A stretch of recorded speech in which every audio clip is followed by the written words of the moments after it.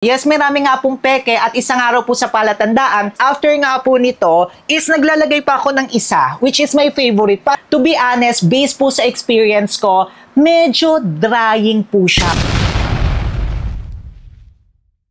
Pambansang tinubig, Sir Lawrence ang galing.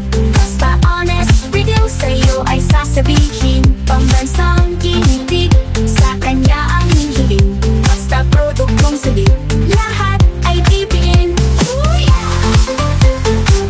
Hi mga kamukha, tayo po'y nagbabalik. Ako po si Sir Lawrence, ang inyong pambansang human guinea pig. Heart! Isang trending brand na naman nga po at trending product ang ating i-review at bibigyan natin ng thoughts dito sa ating channel. Wala na po ibang paligoy-ligoy pa. Diretso na po tayo, walang iba kundi ang 10, 20, 30, 40, 50, 60, 70, 80 na VC Vitamin C Toner. Ito po siya mga kamukha. Syempre, ang #1 standard po natin dito sa ating channel. Hindi po tayo nagre-review ng hindi FDA registered, FDA notified, or tinatawag nyo po na FDA approved. At ito pong 1020 na VC Vitamin C Toner ay FDA notified dito sa Pilipinas. Ibig sabihin nga po kahit papaano ay pumasa sa safety check ng FDA. Baka magtaka nga rin po kayo mga kamukha. Napakaraming peke, napakaraming gumagaya po nito. Unang-una po sa lahat, this is yung FDA notified version dito sa Pilipinas. Pakitingnan maigi, it's 1020. Ayan, 1020 po ang FDA notified dito sa Pilipinas. Meron nga rin po nito na FDA notified doon po sa country of origin nila. And meron nga rin pong mga peke nito mga kamukha or ginaya lang, sinabi doon na VC Vitamin C Toner, pero iba na po yung tatak. Kaya make sure nga po na bumili po tayo sa tamang shop, legit shop mga kamukha. Maglalagay po tayo, nasa cart po natin yan, and also nasa description box sa baba. Diyos ko, mura na nga lang to mga kamukha. Baka may peke pa kayo.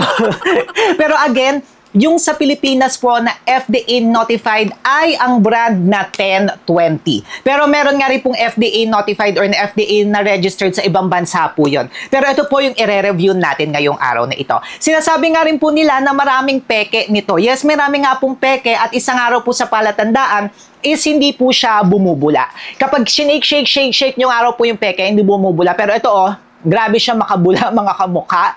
And at the same time, yung scent niya. Yung scent po nito is amoy floral po siya. Unlike kapag doon sa isa na version or sa mga peking version po, ang amoy daw po noon ay amoy dishwashing liquid. Nakakaloka.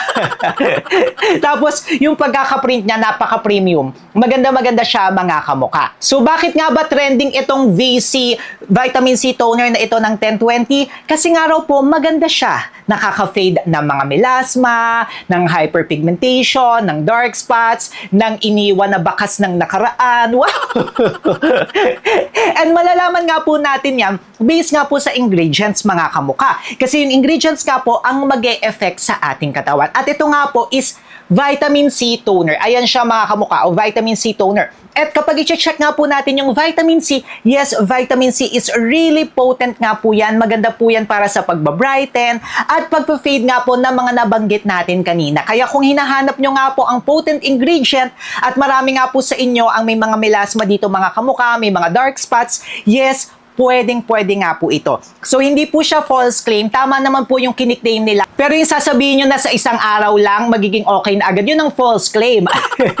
I also like yung mga nakalagay dito sa likod niya. Very transparent po. Transparent din talaga itong lalagyanan nila. Nakakaloka. Yung pinakabote niya. Transparent po yung ingredients list nila mga kamukha. Ayan po siya. At isa po, aside from vitamin C, ang isa pa sa notable na pwede nating makita dito na magandang ingredient is yung yeast fermentation, which is, yun nga rin po yung mga probiotics. Maganda nga po yan mga kamukha kung kayo nga po yung may mga pimples and also para po sa pagre-rejuvenate and renewal po ng ating skin. Then meron nga rin po itong HYA or hyaluronic acid, which is yun naman po ang nakakapag-moisturize and hydrate ng ating skin. Isa pa nga po sa nagustuhan natin dito, may precaution po siya at nakalagay dito na magpa-patch test po tayo. Paano nga ba tayo magpa-patch test mga kamukha? Pwede po dito sa ating hand, pwede nga rin po dito sa ating arm, pero ipapakita ko po sa inyo. Pwede po kayong magganyan Actually, dapat dot nga lang po. Tapos pwede nyo po yung bilugan ng ballpen. And then, i-check nyo lamang po 5 to 30 minutes kung magre-react yung skin nyo. Tapos kung hindi naman po siya magre-react, walang rashes, hindi mamumula, hindi mamimintog,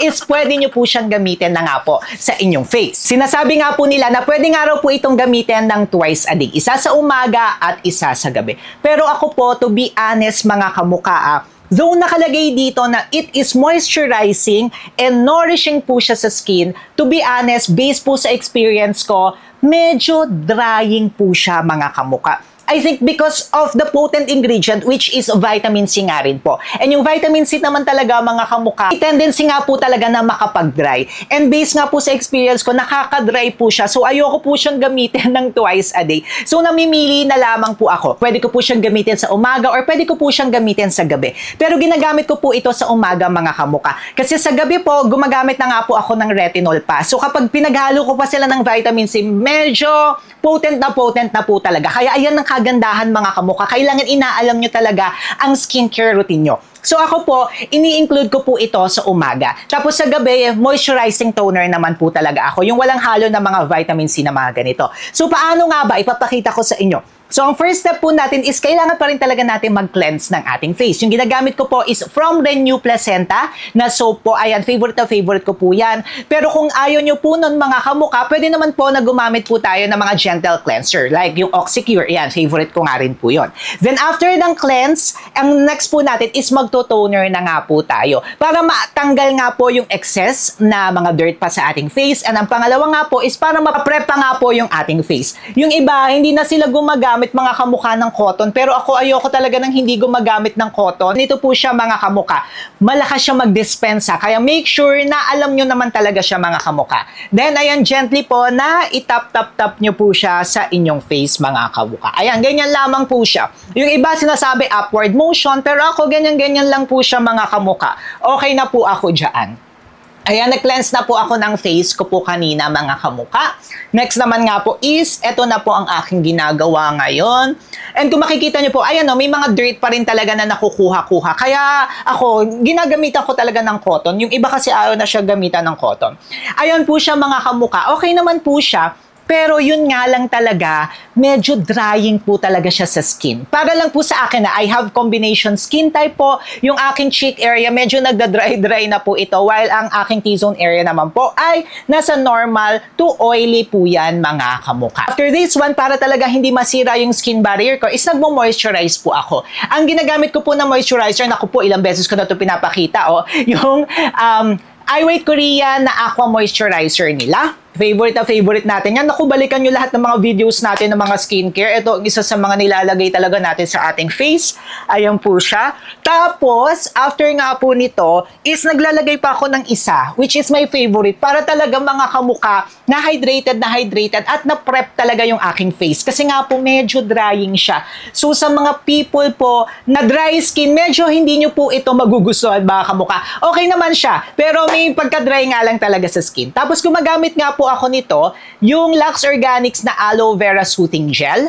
Ayan po siya. Gumagamit tayo niyaan para talaga ma-hydrate ng maigi ang ating skin. At ma-lock yung vitamin C na nilagay nga po natin. Kasi may vitamin C yan mga kamukha which is nakakapag-brighten. And also mga kamukha, maganda nga po yan kung may mga pimple marks kayo or kung may mga maliliit po kayong melasma, pwede po siya mga kamukha. Pero kung malaki na yung melasma nyo, naku, kailangan po natin pumunta sa dermatologist po natin para po ma-suggest niya talaga kung ano yung magandang gawin. Baka i-laser na po yan or may mga ipapahid po siya sa inyo at siya po ang makaka-check po niyan. Kailangan po munang i-assess. So ito pong ginagawa ko pong moisturizer.